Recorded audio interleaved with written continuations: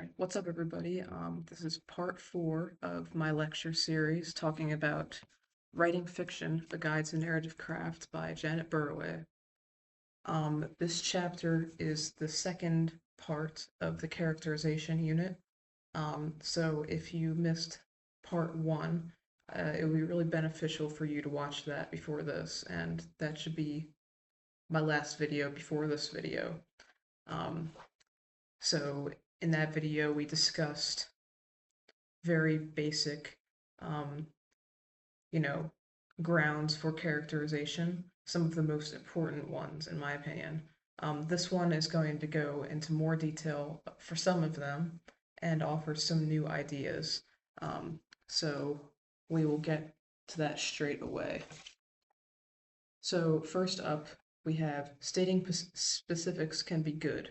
Um, and this kind of contradicts what I said probably in another video at some point because I don't I prefer not to do this, but everything everything that I'm saying is subjective. Um, style varies and not everybody has the same style as me, and I don't have the same style as some people, and I know some people who are extravagant writers who, do things differently. So in my past video, I said stating specifics straight up is bad. Just like stating someone's age and their gender and stuff like that, like straight up just saying like John was a 32-year-old man. Um, you know, for me, that I think that there's a better way to describe that, which is indirectly. But Janet Burroway did bring up a good point, and I'm gonna go to the page. If you have the book, it's page 76 of the print edition. 76 says, the first indirect method of presenting a character is authorial interpretation, telling us the character's background, motives, values, virtues, and the like. Um, the advantages of this indirect method are enormous, for its use leaves you, as the author, free to move in time and space to know anything you choose to know, whether the character knows it or not. Um, so this is more of one of those things. If let's say you're writing a third person omniscient story, this can be very helpful in that case because you can find out things that the character themselves do not know. Um, so in some cases, it can be a stylistic choice, or it can be just the way that you write, but you can state specifics, and it's fine.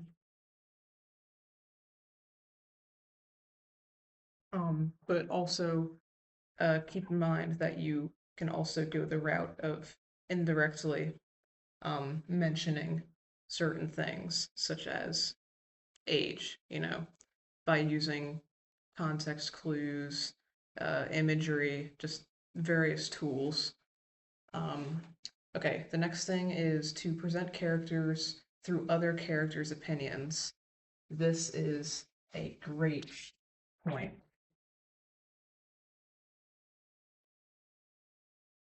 Okay. So, what I mean here, and this is very helpful, is when you're revealing details about your character, it doesn't always need to be coming from your character.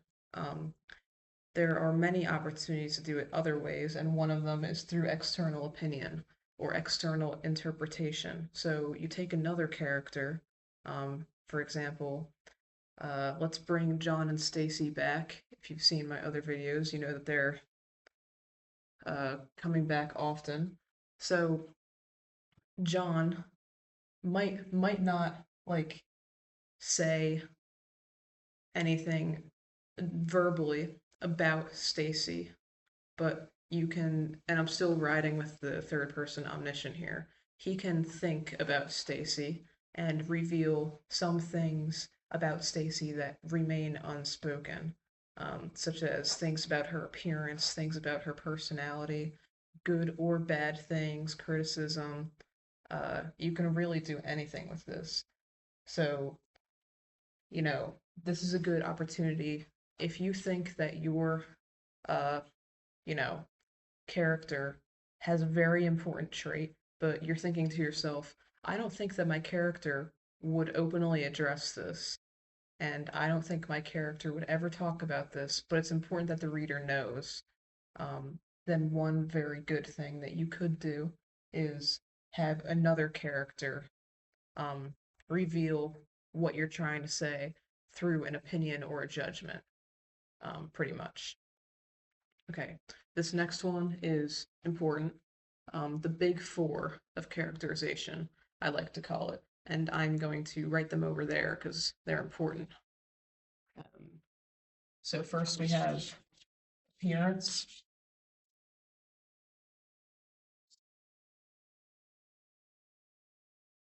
and then we have dialogue, action, and thought.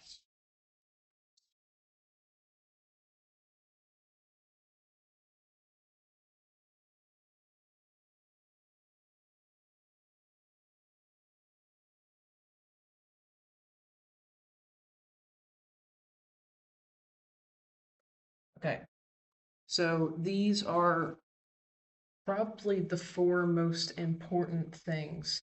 Um, Take this with a grain of salt. I'm not a real teacher, but uh, these four things are extremely important when it comes to building a character and making the character meaningful and real and multidimensional. You these are basically the main things that you should think of when you're first trying to describe a character. Appearance, describe how they look. You know, what is different about them compared to other people physically within boundaries. Um, Dialogue, you know, how do they talk? We mentioned dialect and syntax in the last video, and take that into consideration. Say, my character has this this way of speech, and that is part of their character. That's part of their identity. And then action is a big one. Action, like what does my character do? And are these things that my character is doing good, bad, beneficial, not beneficial, evil, terrible, or like angel like? Actions, I was about to say that actions mean more than words, but we're talking about books, so action means a lot though. It can tell the reader an astronomical amount of information um, just by doing things. And then lastly is thought. Um, Hearing a character's internal thoughts can be very, very helpful uh, for the reader to gather, obviously, how the inner workings of the character's mind is. It really, I don't know. The big four of characterization is pretty self-explanatory. Just take all of these um, words into consideration. Um, I did not come up with a cool like way to remember this, but you know, uh, ADAT, that's very nice to remember, and you don't really have to memorize it. Just write it down. Um, if you're ever struggling to start with writing a character, you can use the big four. Okay. This is a great one as well. To conflict external characteristics and internal characteristics. So,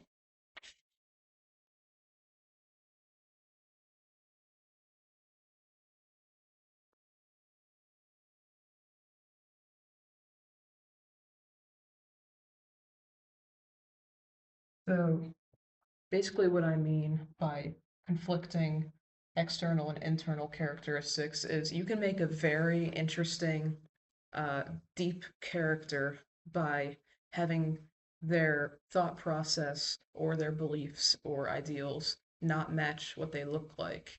And this is a very interesting way to go. Um, an example that I come up with is imagine, uh, you know, you have a character that has a Rolls Royce and he wears like Balenciaga uh, shoes and has, like the whole Gucci fit on. Um, you would probably think that he's a stereotypical rich person in a book. Like he's kind of a asshole, and he's very arrogant. But one thing that would make him really interesting is to like I don't know, make him surprisingly like sympathetic towards homeless people or make him have like a big heart, um, and really make his external appearance conflict with his actual ideals. And this can even go as far as, uh, you know, like turning those internal things that conflict with external things into actions. So, you know, he could do things that would surprise the other characters in the book, and that can, you know, defeat the judgment of the other characters in the book as well. You know, um, like he he gives all of his money to charity or something. Like something like that. So basically, what I'm trying to say is that um, the characters don't always have to act how they look. You know, they don't always have to meet the reader's assumptions about them that they have right off the bat. You have the power to make your characters do whatever you want them to do. And then next up is uh, kind of a weird point, but I think that it's important. Is that writing an individual will appeal to the individual. So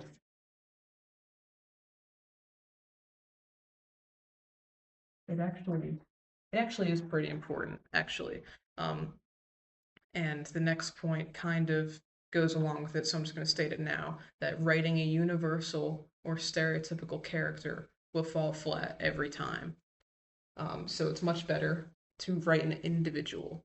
So if you are thinking about, uh, writing a character, especially a major character, like a main character, or someone that's very important in your book, um, and you're thinking, I want all of my readers to relate to this person, and I want all of my readers to, feel for this person, and I'm going to make it so everybody that picks up this book and grazes their eyeballs across my words will feel for this person.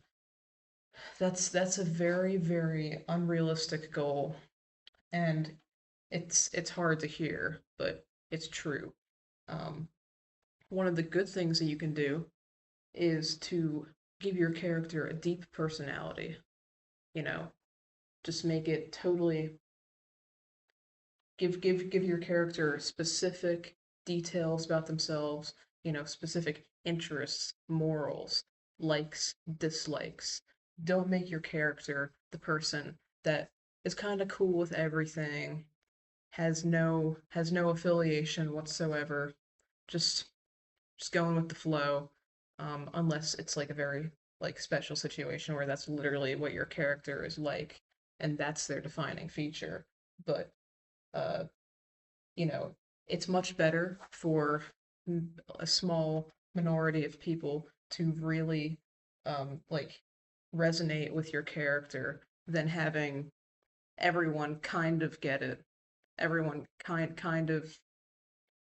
of understands, but your character is really not deep enough for them to care that much. If you're picking up what I'm putting down. So writing an individual will essentially appeal to individual people, individual readers, um, which I think is great. And then next we have clarifying key details early in the story. So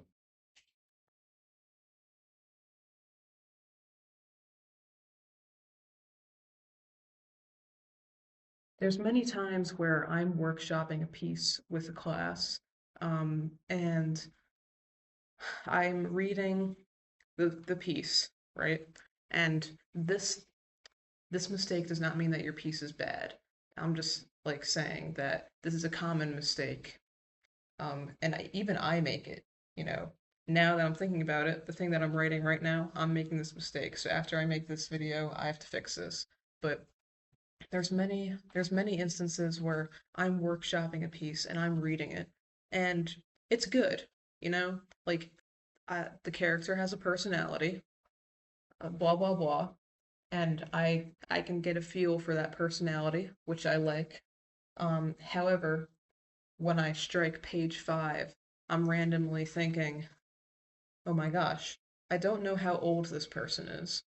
I don't know their gender. I don't know their race or their class or their religion or where they're from." And then that kind of leaves me wondering because I can't figure it out if there's no indicators of those details. And those are very important things to clarify early on in your story.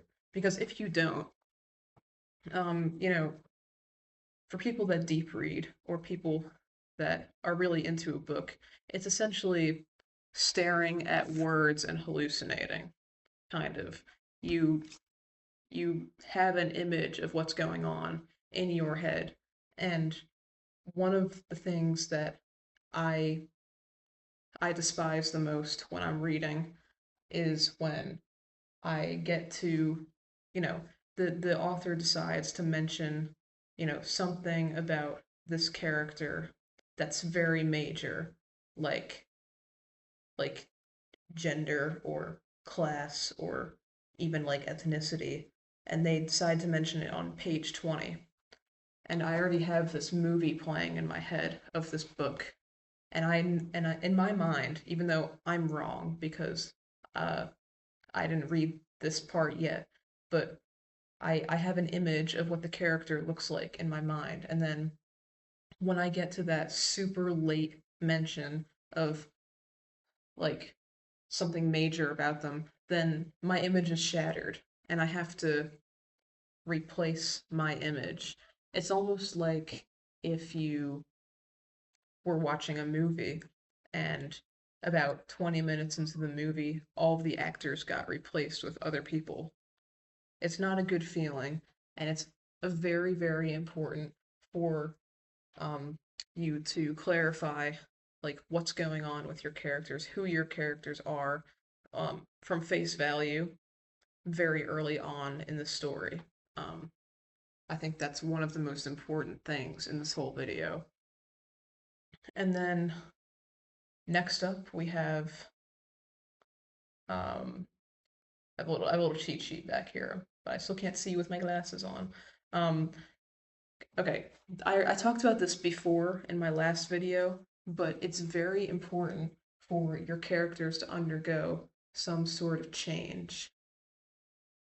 And it doesn't need to be a big change whatsoever. I mean, obviously, if your main character doesn't go through a major change whatsoever in the book, then you have some things to think about. I mean, I know that there's many instances where that happens and it's still a great story, but just make sure that you're keeping an eye on that if it's not what you're aiming for. But almost every character in your story should undergo a change um, if they're prominent throughout most of the story. And I'm not talking a crazy major change, like like this person sees life a different way. This person's gonna like leave town and never come back. I'm not necessarily talking about those changes. I'm talking more about, you know, in terms of more minor characters or like side characters. Even a little change is okay. Like, you know, they no longer, um, I don't know, drink coffee, or they stopped wearing a shirt that they wore a lot in the beginning, or something like something so simple. just to show that the events that took place in the book didn't just happen to the main character. Um, and if they did just happen to the main character, then that's fine. But in a lot of books, there's like a catastrophe that happens. It's like this conflict is huge and everybody knows about it. However, somehow, the only person that was changed by the end of the book is the main character, and everybody else is just totally fine, back to normal. And most of the time in real life, that's not necessarily how it works. You know, it would be great if it did work like that, but in in some way or another, um, people are constantly changing, even if there's not a catastrophe. Um, you know, think about a friend that you have in real life, and then think about them a month ago. There's parts of them that's different, and nothing had to happen.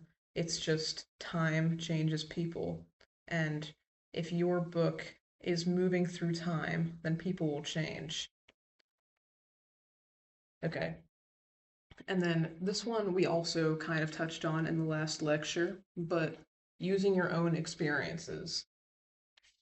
Say, you um, use your own experiences and traits to build your character. So don't write them to be you, but you know, give your character aspects of yourself that you can easily write about because the person that you know most in life is you, hopefully.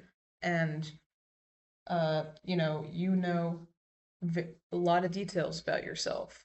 And you can take those details and make them little quirks for your characters or just like use things that you've gone through and make like morph that into something that you can use. Um, and once again, that doesn't have to be a minor thing. I mean, a major thing either. It can be like, um, you know, I don't know. This isn't true, but like being, imagine I was like allergic to grapes or something.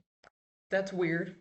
Um, and it's uncommon, and you could say that your character is also allergic to that. Like, I guess what I'm trying to say is that by evaluating yourself, you'll find a bunch of details that you can use that you wouldn't have thought of any other way because they're obscure, but they're normal enough to use in your story.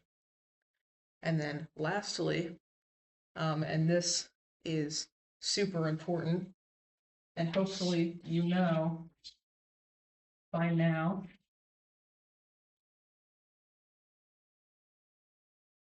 to journal. To journal.